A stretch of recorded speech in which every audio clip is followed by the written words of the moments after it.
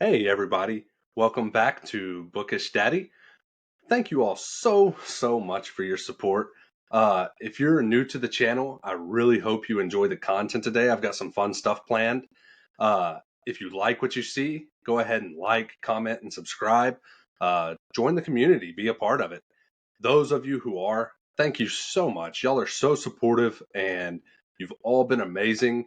We're up to 430 subscriptions, I think, it's phenomenal. It's so awesome. Thank you all so much.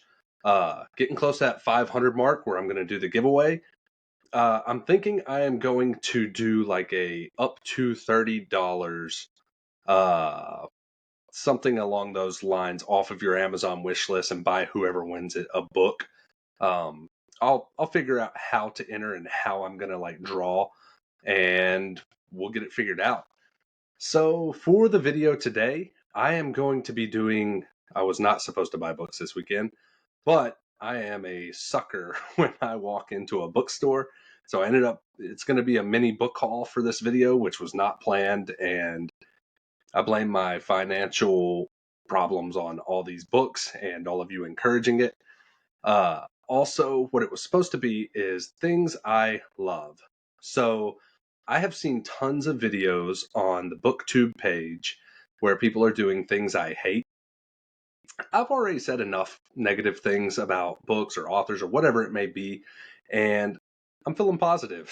So I want to do things I love and go over things that I enjoy in the BookTube community or about books, anything bookish.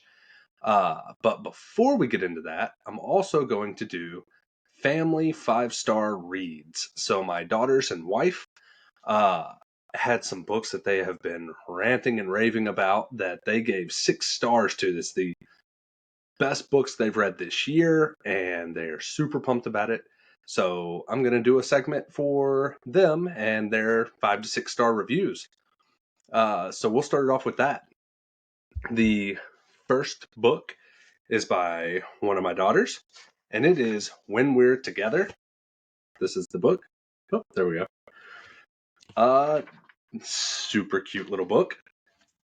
She says that I like When We're Together because it has bunnies, family, and love. And then she even drew a little picture. If you can see that. That's cute and sweet and a good reason to love a book. So she gave it 6 out of 5 stars. If your kids are 7, 8, 9, it's a good book. Apparently you have to pick it up. It's a must read. The next book is by my other daughter, and it is Lullaby Moon. This one I have read quite a few times to my daughters. She says, I like Lullaby Moon because the mom mouse reminds me of my mommy, and the baby mouse reminds me of me. Also, I like that they do everything together. Last I had this book since I was a baby, and is so well done. And then she drew a cute little picture of the cover of the book. Pretty accurate, both of them. And that is why she gave it 6 stars. So again, if your kids are between the ages of 7 and 9, these books are 2 must-reads that you should add to the collection. And the third is my wife's, and it is Yours Truly by Abby Jimenez. She very, very rarely gives a book 6 out of 5 stars. This is her first of the year. I think it might be her favorite 5 or 6 star read of the year so far. Boy, she has been going off about it. So she gave a quick explanation. So she says that it is a beautiful, beautiful love story and it is a romance. And she said one of the main reasons she loved this book is that she suffers with social anxiety. And the main character in this book also suffers with it. And apparently it was portrayed perfectly. Everything was very well written, very well researched, and it just felt like she was reading about herself. And then I quote her saying that the ending was everything. So she loved this book. She actually wants to reread it, and annotate it slowly. She is probably Abby Jimenez's newest fan, like newest fan. So she read a couple more, and now she's just been binge buying and reading them, and she's a huge fan. So if you are a girl or a guy who enjoys romance or has social anxiety, and you're looking for a good book with a good ending, yours truly. It should be quite the read. We will go ahead and get into the mini book haul that was not supposed to happen, but I am a sucker for good books, and I could not resist. My wife couldn't resist, so I mean, you put us both in a bookstore, it's going to happen. The first book is book 1 of the Iron Druid Chronicles, Hounded by Kevin Hearn. This is the cover. And dude, I read the back of this and I immediately was like, I cannot wait. I have to get this book and read it. So this says it is a hilarious, action-packed tale of a 2,000-year-old druid pursued by ancient gods in the modern world. Atticus is the last of the ancient druids. He has been on the run for more than 2,000 years, and he's tired of it.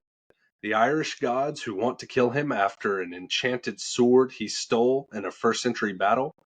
And when they find him managing an occult bookshop in Tempe, Arizona, Atticus doesn't want to uproot his life again. He just wants everything to end one way or another, preferably the way in which he can continue to enjoy fish and chips.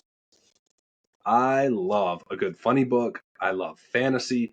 I love druids. That's actually what I am in my current D&D campaign that I'll be playing tonight. This has everything that I want in a book, and I cannot wait to read it. Next is another one that I am guilty of buying. I read the back, and I could not resist. So this says, Her Soul for Revenge by Harley LaRue. And this is what it looks like. And as you can tell, it is a dark romance, which you all know I just started getting into. But the back says, after years on the run, a woman sacrifices her soul to a demon who has long hungered for all of her in this dark romantic thriller. After a cult tries to sacrifice me to their wicked god, I went on the run, doing whatever was necessary to survive, until a demon offered me a deal. Give him my soul, and he'll help me claim the vengeance I seek. Blood will be spilled, and the monsters I once ran from will soon be running from me.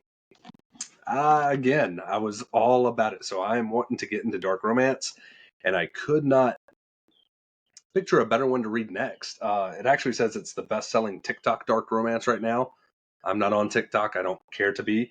But it has a bonus chapter, and if TikTok's saying it's good, I'm going to give it a try. Also, the cover is beautiful. The book is nice and floppy, and I'm so pumped about this book. Next, my wife grabbed. So she has the first book in this series, and the second one just came out with the matching sprayed edges. It is Crush by Tracy Wolff, and that is the book. I don't know anything about this book. I know Crave is the first book. I've seen it. It's beautiful, but I don't know anything about it. I don't think that she's read it. She just, like me, has to have a matching set. So since she had the first one with the purple sprayed edges, she got the second one. Everything feels off, especially me. I've returned to Katmere Academy, but I'm haunted by fragments of days I have no recollection of living, and struggling to understand who or what I really am.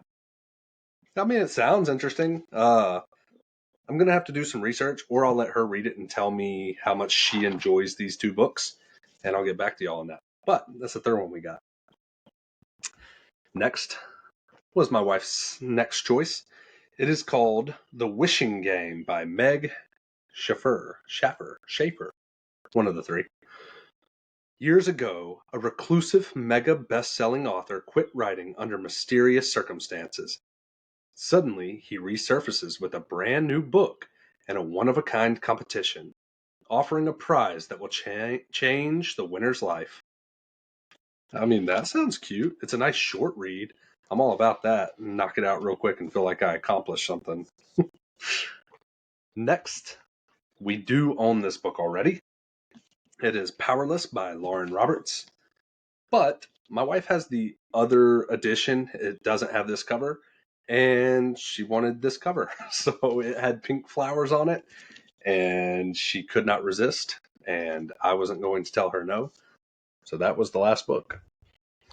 All right, so that is it for the mini book haul. It wasn't anything crazy, but it also was not anticipated. So that's that for that. And now I will get into the whole reason for the video, and that is the things I love. And again, I base this off of books, bookish things, and anything to do with books. The first thing on my list, I have seen people say they hate. I've mentioned it in a previous video that I love it and enjoy it. It is deckled edges. For those of you that don't know, they are the rough looking, oh yeah, that was a good view of it, edges. This is V.E. Schwab's The Invisible Life of Addie LaRue. That's it. And it has deckled edges. And I love them. I think they feel cool. They look cool. They're so I keep wanting to say scroll. Like they feel like it's a bunch of scrolls pushed into the book instead of pages.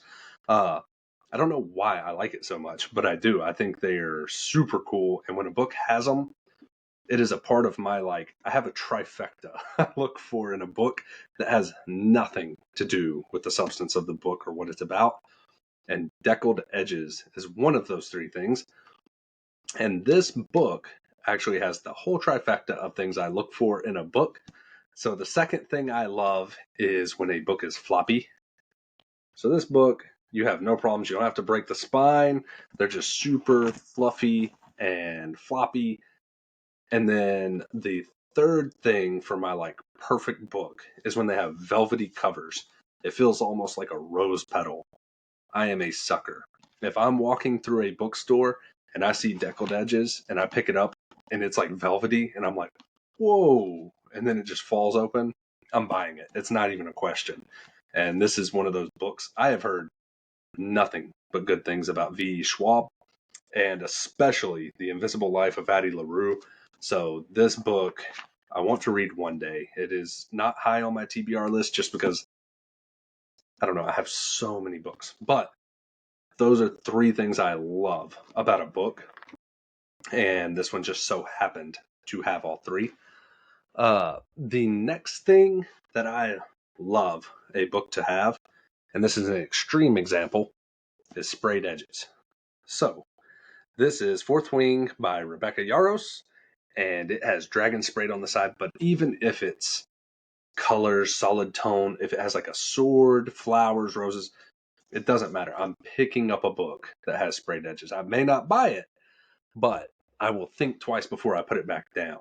So sprayed edges are something that I love on a book, and they're just so pretty and eye-catching.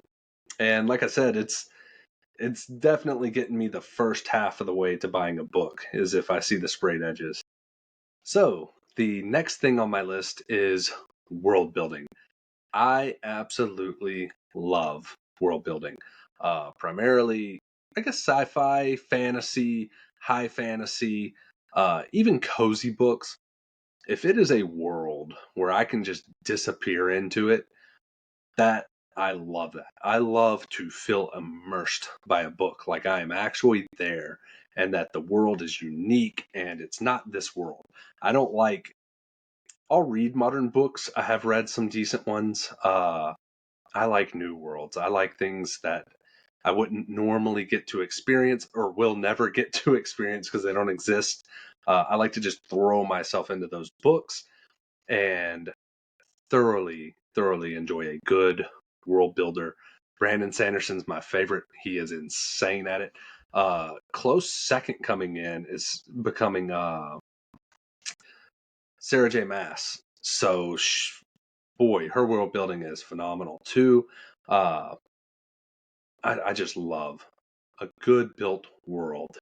The next thing that I love about books is probably unique to me. I have a lot of trouble showing emotions. whether it be being sad or excitement or really any emotion. What you see is what you get. Usually people get upset that I'm just like all the time, constantly. Even if I am surprised, I don't know how to show it. If I read a book that can elicit a reaction out of me, make me cry or make me angry or make me actually laugh out loud, that is something I love in a book. If an author can pull those emotions out of me, it's automatically a 4 or 5 star book, and it is something I look for in a book. Um, Not so much the sad part. I don't like to be sad. As hard as it is to show emotion, I don't want to be crying all the time. But I do give mad props to a book that is able to make me cry. It takes a lot. Uh, so if I read a book and it does, I love it. I'm automatically going to throw it on my list, and if I ever want to cry, I'll grab that book. So I actually use books to elicit emotion sometimes. Finally, the booktube community is something that I love. Uh, and I really mean this.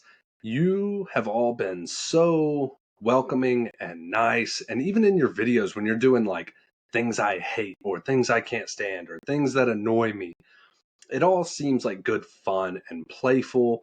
And at least all the people I've interacted with or talked to or watched seem like just really amazing people, all very loving and welcoming and willing to, give everyone a chance. Like I just joined the channel, and everybody has just, given me shout outs or commented or liked or shared or given their opinions, and really nothing negative. And even when I see negative things, it doesn't seem like it's coming from a bad place. It seems like a lot of times it's just, oh, I have a different opinion than you, or I don't like that opinion, but you're welcome to. I don't know. It feels like of all the communities I've been a part of, the booktube and bookish communities have been the best. And I really mean that. Uh, you guys are awesome. I really appreciate your support and all the love I've been receiving. And that is another reason I wanted to do a video on things I love and not things that I hate, because this video has brought me a lot of happiness and a lot of love, and I want to continue to spread it and be positive. And again, thank you all so much. I hope you enjoyed this content, this video. Uh, I have lots of things coming up in the near future, even some with other booktubers, where we're going to put together some videos together, do some things I'll get into later. I don't want to spoil anything. All of you have a great week. Thank you so much for tuning in.